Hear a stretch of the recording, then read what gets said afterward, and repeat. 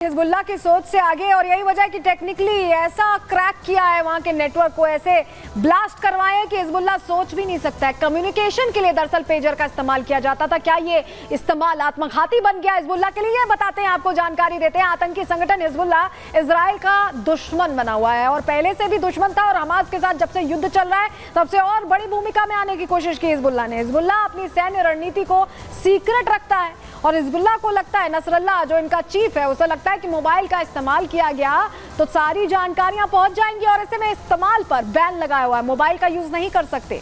दक्षिणी लेबनान में mobile phone पूरी तरह से बैन है, इसका इस्तेमाल बिल्कुल बंद है और दक्षिणी लेबनान में ही हिजबुल्लाह का गढ़ है। और यहाँ पर जो लड़ाके हैं वो पेजर, जो पुरानी टेक्नोलॉजी है जिसमें कुछ सीमित मैसेज भेजे जा सकते थे, उसी का इस्तेमाल करते हैं। और कुछ महीने पहले ताइवान से देखिए ये 5000 पेजर मंगाए गए थे।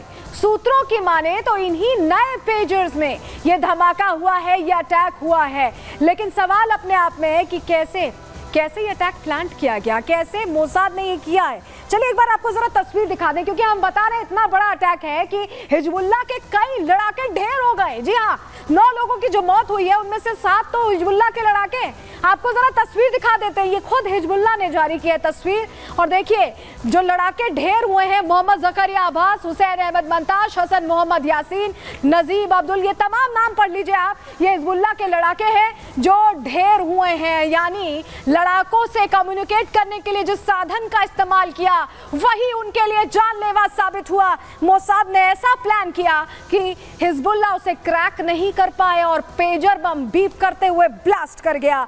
आखिर यह अटैक कैसे हुआ है? पेजर में बारूद कैसे भरा गया? ये टेक्नोलॉजी क्या है? क्या ये एक साइबर अटैक है या बारूद प्लांट किया गया है?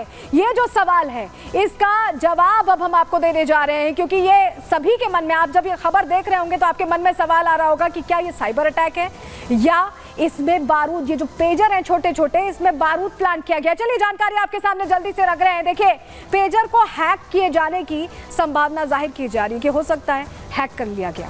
हैकिंग के जरिए बैटरी को बहुत ज्यादा गर्म किया जा सकता है। इस लेवल तक आपने सुना होगा, जनरली फोन बहुत हीटअप हो जाते हैं तो ब्लास्ट हो जाता है। पेजर में भी शायद ऐसा ही हुआ है, बैटरी ओवर हीटिंग की वजह से पेजर ब्लास्ट हो गया है। और यही वजह कि लड़ाके समझ नहीं पाए, उनको लगा कोई मैसेज आया, बीप्स बज रही थी लगातार। पेजर सप्लाई के दौरान सेंधमारी की संभावना, यानी जब सप्लाई की गई, जब इसे मैन्युफैक्चर किया जा रहा था उस समय या सप्लाई के दौरान इसमें कुछ तब्दीली की गई, इसमें कुछ छेड़छाड़ की गई है। पेजर डिलीवरी से पहले क्या इसमें विस्फोटक प्लान किए गए? क्या बारूद रख दिया गया जो बैटरी के करीब रखा गया और ओवर हीटिंग के बाद वो ब्लास्ट हुआ जिससे खूनम खून हो गई हैं यहाँ लेबनान की सड़कें? ये सवाल बना हुआ है। लेकिन 5000 पेजर में ये हो पाना थोड़ा मुश्किल लगता है। हो सकता है ये किया गया हो मोसाद की तरफ से, लेकिन थोड़ा मुश्किल लगता है। ऐसे में पेजर के सॉफ्टवेयर से छेड़छाड़ की ज्यादा संभावना जाहिर की जा रही कि हो सकता है छेड़छाड़ की गई हो। हमने ये समझने की कोशिश की कि आखिर ये सॉफ्टवेयर के जरिए, छेड़छाड़ के जरिए हुआ या बारूद प्लान किया गया है। पवन दुग्गल जो एक्सपर्ट है उनसे हमने समझने की कोशिश की, सुनिए जरा वो क्या कह रहे हैं इस पर।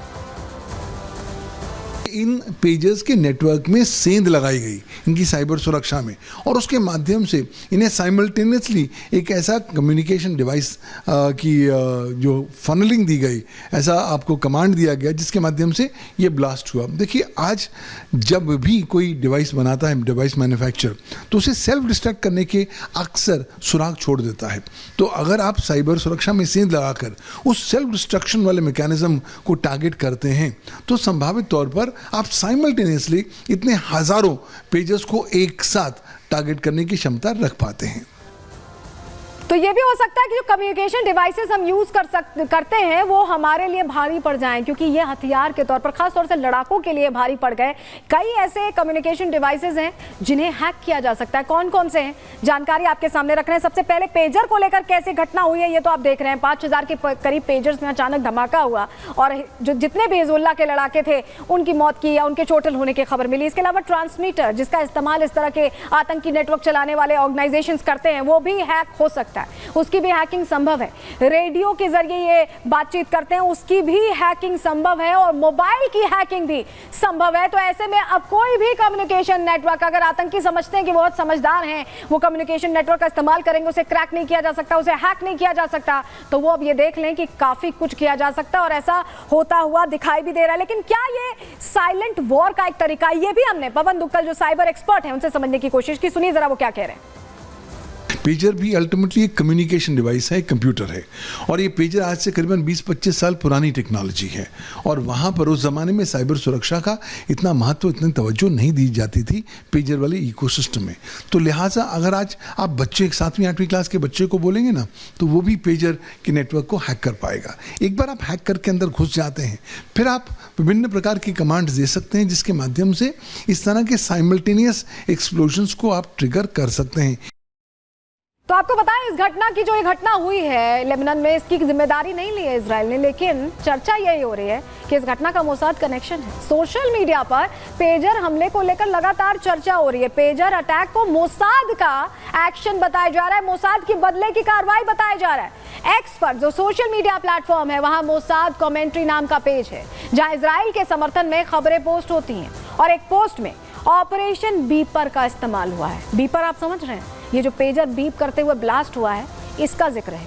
पेजर को बीपर के नाम से भी जाना जाता है। ऑपरेशन बीपर का जिक्र आना बताता है कि कुछ तो कनेक्शन है, यहाँ एक तरह से जवाब दे दिया गया है। लेकिन आपको बताएं, ऐसा नहीं है कि मोसाद ने पहली बार ऐसा किया है, और भी एक घटना है जिसके बारे में जानकारी आपको देते हैं, जो ऐसी ही है, जिससे इंस्पिरेशन ली होगी मोसाद ने, ऐसा हम अंदाजा लगा रहे हैं। क्योंकि देखिए 1996 में हमास नेता याह्या अयाश की हत्या हुई थी। अयाश के फोन में 15 ग्राम आरडीएक्स प्लांट किया गया था। 15 ग्राम आरडीएक्स जो ब्लास्ट होता तो क्या होता आप समझ सकते हैं, और वो प्लांट किया गया था। याह्या ने अपने पिता को फोन किया, और उसके बाद फोन में जोरदार धमाका हुआ, ब्लास्ट हो गया। इस हत्या की प्लानिंग मोसाद ने की थी। ये वैसा ही लग रहा है ना जैसा अभी पेजर वाला अटैक हुआ है, आप रिलेट कर पा रहे होंगे। 1972 में भी 11 इजरायली एथलीट मारे गए थे। मोसाद ने 20 साल तक खिलाड़ियों की हत्या का बदला लिया था। एक एक हत्यारे को दुनिया के अलग अलग इलाकों से, कोनों से ढूंढ कर ढेर किया था। हमास चीफ हानिये को ईरान में ही अभी हाल ही में ढेर किया गया। पॉलिटिकल चीफ था, सब कुछ संभालता था, उसे ढेर किया गया ईरान जाकर ही। वहीं पर हानिये की हत्या के पीछे मोसाद का हाथ है। ये भी उन्होंने जिम्मेदारी नहीं ली, लेकिन ये बात कही गई। और अब जो ये पेजर अटैक हुआ है, जिस तरह की घटना पहले हो चुकी है, जिसके बारे में हमने आपको बताया, कनेक्शन यही समझा जा रहा है कि मोसाद साइलेंटली अपने बदले ले रहा है। चलिए, इसी के साथ आज के लिए प्रहार में इतना ही। कल फिर हाजिर होंगे डिटेल रिपोर्ट के साथ। तब तक के लिए दीजिए इजाजत। नमस्कार।